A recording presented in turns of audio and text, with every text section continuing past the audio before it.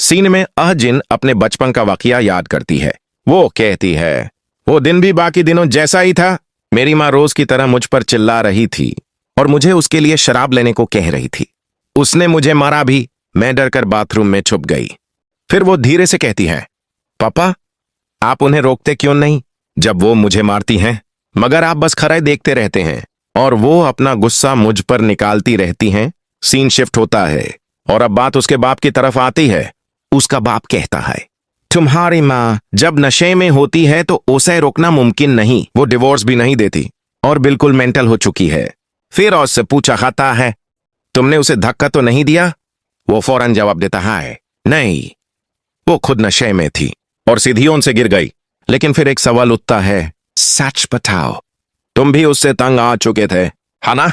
उसका बाप उसकी तरफ देखता है और ठंडी आवाज में कहता है, मैं तुम्हारे लिए एक नए अमीर माँ ले आऊंगा। फिर वो रुकता है और उसकी आंखों में देख कर कहता है, लेकिन अगर तुमने ज्यादा सवाल किए तो तुम्हें भी इन्हीं सीढ़ियों से नीचे फेंक दूंगा। उस पाव आजिन समझ जाती है कि यह सिर्फ धमकी नहीं है और उसके लिए यह दुनिया अब बिल्कुल महफूज नहीं रही। इसके बाद आजिन धीरे धीरे सीढ़ियां उतरती है। नीचे उसकी माँ जमीन पर पारी होती है, पेन से तड़प रही होती है, सांस लेने में भी मुश्किल हो रही होती है। जैसे ही अहजिन पास आती है, उसकी माँ उसकी टांग पकड़ लेती है और कमजोर आवाज में कहती है, प्लीज मेरी मदद करो, एम्बुलेंस को कॉल करो। एक पल के लिए सब कुछ रुक जाता है। अहजिन चुपचाप उसे देखती रहती है। न उसके चेहरे पर दर्द होता है, न है कोई रहम। फिर बिना कुछ कहे वो अपनी टांग छुड़ाती है और वापस मुड़कर सीढ़ियां चढ़कर ऊपर चली जाती है। उस पाव आजिन ने सिर्फ अपनी मां को नहीं बल्कि अपने अंदर के इंसान को भी छोड़ दिया। इस वाकया के बाद सीन अचानक चेंज होता है। अब हम देखते हैं आजिन का प्रेजेंट। वो अब बड़ी हो चुकी है और सिर्फ एक आम लड़की नहीं बल्कि एक टॉप एक्ट्रेस बन चुकी है। उसका नाम हर जगह मशहूर है। मीडिया उसे परफेक्ट कहता है और फैंस उसकी एक झलक के लिए दीवाने रहते हैं। हर लड़की उसकी तरह बनना चाहती है। उसकी स्टाइल, उसकी पर्सनैलिटी सब कॉपी करती है। दुनिया के लिए बैक अहजिन परफेक्शन का दूसरा नाम है। लेकिन कोई नहीं जानता कि इस परफेक्ट चेहरे के पीछे एक ऐसी कहानी छुपी है जो बिल्कुल भी परफेक्ट नहीं। लेकिन अहजिन का यहां तक पहुंचना इतना सिंपल नहीं था।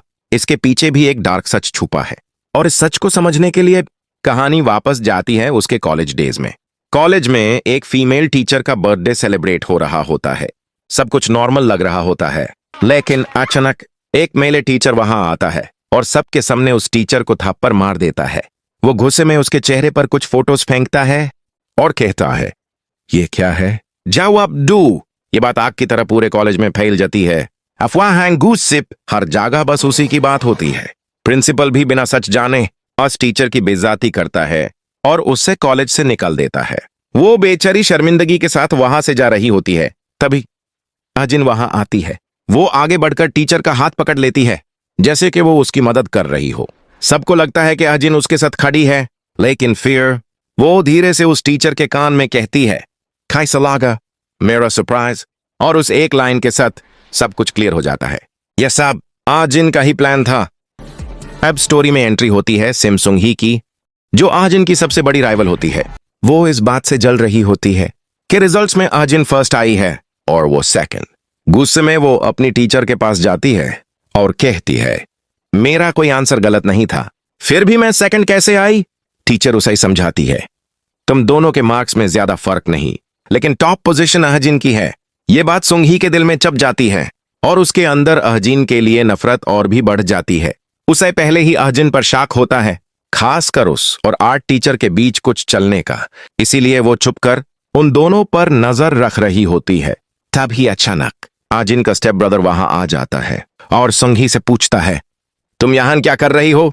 सुंघी फौरन बहाना बनाती है, मेरी अम्ब्रेला नहीं मिल रही। और फिर वो दोनों वहां से चले जाते हैं। लेकिन सुंघी का शक अब और गहरा हो चुका होता है। अगला सीन में अजिन अकेली बैठी होती है, कानों में ईयरफोन्स लगे हुए, जैसे वो अपनी ही दुनिया में हो। तभी सिमसुंग ही वहां आती है और बिना पूछे उसके ईयरफोन्स निकाल देती है। वो हल्का सा ताना मारते हुए कहती है, इतने शॉर्ट टाइम में स्टडी करना मुश्किल होता होगा। वैसे मैंने तुम्हें आर्ट टीचर के साथ देखा था। अजिन उसकी तरफ देखती है, बिल्कुल काम, बिल्कुल एक्सप्रेशनलेस। फिर धीरे से कहती है, तुम बहुत बेवकूफ हो और ना समझ भी। फिल्मों में जो लोग ना समझ होते हैं वो सबसे पहले मर जाते हैं। एक पल रुक कर वो और कहती है, लेकिन डारो मैट, रियल लाइफ में ऐसा कुछ नहीं होता। यह सुनकर सुंघी बिल्कुल खामोश हो जाती है। वो अजिन को देखती रहती है और दिल ही दिल में सोचती है, यह चेहरा मैंने पहली बार देखा है। जैसे उसे एहसास हो गया हो कि अहजिन उतनी सिंपल नहीं जितनी वो दिखती है। अगला सीन में टीचर अहजिन और जूनसियो को कंग्रेचुलेट करती है। वो कहती, हाय, अजिन ने फिर से टॉप किया है और जूनसियो ने राइटिंग कॉन्टेस्ट जीत लिया है। दोनों अपनी अपनी जगह पर परफेक्ट लगते हैं, जैसे हर चीज उनके फेवर मैन हो। फिर टीचर सिमसुंग ही और जूनसियो की तरफ देखकर कहती है, तुम दोनों को अब डिबेटी कंपटीशन की तैयारी करनी चाहिए। लेकिन जुनसेओ फौरन मना कर देता है और कहता है, मेरी जगह अहजिन पार्टिसिपेट करेगी। टीचर थोड़ी हैरान होती है और पूछती है, क्या तुमने अजीन से पूछ लिया? इससे पहले कि कोई और बोले, अहजिन खुद जवाब देती है, हाँ, मैं रेडी हूं। यह सुनकर सब नॉर्मल लगता है, लेकिन सिमसुंग ही के चेहरे पर साफ नजर आता है कि वो इस बात से बिल्कुल खुश नहीं है। उसके लिए अजिन हर जगह उसे पीछे छोड़ रही है। अब सीन शिफ्ट होता है डिबेट कंपटीशन की तैयारी की तरफ। क्लास में सब स्टूडेंट्स इकट्ठा होते हैं और सिमसुंग ही कॉन्फिडेंटली प्लान बताती है, हम ये करेंगे और स्क्रिप्ट में लिखूंगी। जैसे ही वो बात खत्म करती है, अजिन उसे देखकर पूछती है, क्या तुम हमेशा ऐसे ही करती हो? बाकी स्टूडेंट्स फौरन बोलते हैं, संग ही हमारी लीडर है, उससे पता है स्क्रिप्ट कैसे लिखनी होती है और अगर वो लीड करे तो जीतने के चांसेस ज्यादा होते हैं। सुंघी हल्का सा मुस्कुरा कर कहती है, कोई बात नहीं, अगर तुम कुछ और ट्राई करना चाहती हो तो बता दो। अजिन बिल्कुल कलम रहती है और कहती है, ह्यूमन टीम वर्क के तौर पर काम करना चाहिए। स्क्रिप्ट हम सब मिलकर लिखेंगे। यह बात सिंपल लगती है, लेकिन सुंघी को बिल्कुल पसंद नहीं आती। सीन चेंज होता है। सुंघी स्कूल से बाहर निकलती है, अपने दोस्तों को बाय कहती है और कार में जाकर बैठ जाती है। उसकी माँ उसे देखकर इंप्रेस्ड होती है, लेकिन सुंघी गुस्से में कहती है, वो टीम वर्क की बात कर रही थी, खुद को समझती क्या है? उसकी माँ फौरन समझ जाती है और कहती है, तुम अजिन की बात कर रही हो ना? फिर वो थांदी आवाज में कहती है, उसे मैं हैंडल कर लूंगी, तुम टेंशन मत लो। यहां से क्लियर हो जाता है कि ये राइवलरी सिर्फ स्टूडेंट्स तक नहीं बल्कि अब पेरेंट्स तक भी पहुंच चुकी है। फिर वो अपनी पावर दिखाते हुए कहती है, वैसे भी हम स्कूल को इतना पैसा डोनेट करते हैं, चीजों को कंट्रोल करना मुश्किल नहीं होता। सुंघी पूछती है, क्या आप पता लगा सकती हैं कि अजीन प्राइवेट ट्यूशन कहाँ लेती है? उसकी माँ सीधा जवाब देती है, वो कोई ट्यूशन नहीं लेती क्योंकि वो एक ऑर्फन है और उसके पास पैसे भी नहीं हैं। फिर वो एक और सच बताती है, मैंने पहले टीचर को पैसे दिए थे ताकि वो तुम्हारी मदद करे, लेकिन इस बार सब कुछ उल्टा हो गया। अस टीचर का अफेयर चल रहा था और इसी वजह से उसे स्कूल से निकाल दिया गया।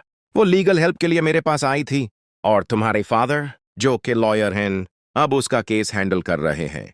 सीन शिफ्ट होता है। अब जुनसेओ को दिखाया जाता है, जो सीढ़ियां चढ़ते हुए एक रूम के पास रुकता है। अंदर अहजिन होती है, जो मिरर के सामने खुद को देख रही होती है।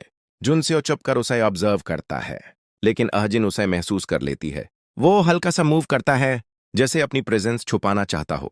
सीन थोड़ा सॉफ्ट हो जाता है। जुनसेओ बाद में अहजिन के पास होता है और उसके साथ रहकर एक अजीब सा सुकून महसूस करता है। अहजिन कहते हैं, रात काफी हो गई है, तुम्हें अब जाना चाहिए। लेकिन जुनसेओ सीधा जवाब देता है, मैं नहीं जाना चाहता। जब मैं तुम्हारे पास होता हूं तो कंफर्टेबल फील करता हूं। यह सुनकर अहजिन चुप रहती है, जैसे वो भी इस कनेक्शन को समझने की कोशिश कर रही हो।